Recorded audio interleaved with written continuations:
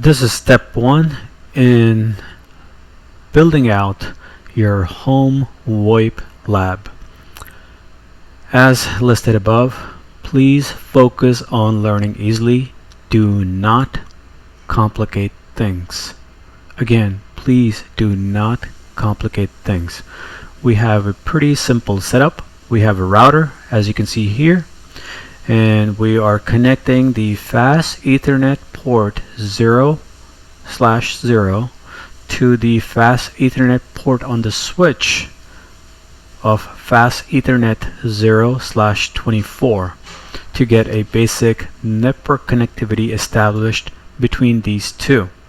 So the IP addressing that we are assigning to the router will be the 192.168.1.1, and the equipment that is used, the router in this case is a Cisco 2811, and the switch is Cisco 3560. As highlighted here, in order to have a simple VoIP lab, you actually do not need to purchase all this equipment. This can literally be done on your desktop or a fairly decent laptop. If you want to run multiple VoIP servers, all you need to make sure is you have enough CPU or horsepower and enough memory, RAM on it, and that's it. So with that said, let's just get started, okay? So I have two console sessions set up, one to the router and one to the switch. So let me just show you the configuration for the router that's currently on it. It's pretty basic. Here you go. As you can see highlighted here, under fast Ethernet 00, I have the IP address of 192.168.1.1. Let's look at the configuration for switch. As you can see, it's a very basic, very rudimentary configuration. Nothing else is really on it except I'm making sure that the connection between the router and the switch on the port 0/24, we're making sure that the duplex is full, the speed is 100, and I am mentioning the same thing on the router side. Okay, duplex is full and the speed is 100, and then VLAN 1 by default is assigned to every port on the switch. So all I'm doing is standing up a management IP for this VLAN. So we have 192.168.1.2, same subnet as the one listed on the router, okay? And I'm telling the switch the default gateway is 192.168.1.1. So let's just see if we can ping from the switch to the router. So if I type in the following, and we do. So we do have connectivity from the switch. Let's do the same thing from the other side, from the router to the switch. Ping 192.168.1.2, and we do. Now we're going to set up our DHCP pool. So it's really easy, nothing fancy. You can call it anything. I'm gonna call it just VoIP.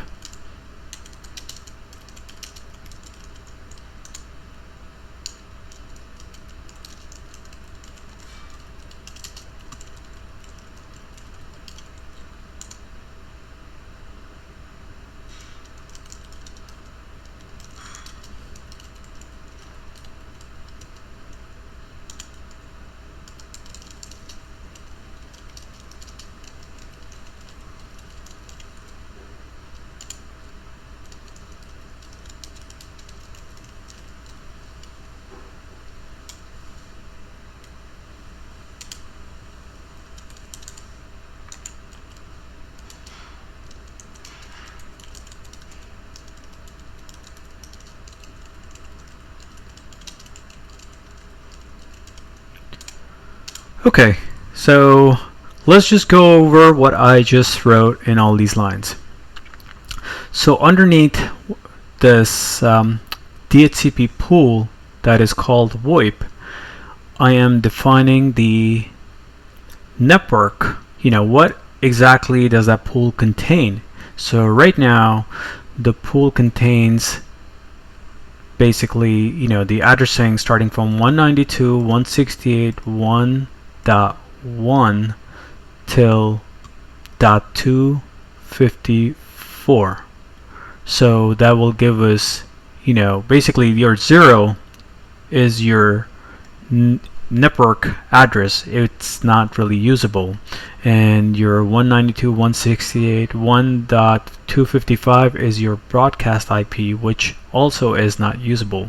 So your usable range is between 192.168.1.1 all the way up till 192.168.1.254.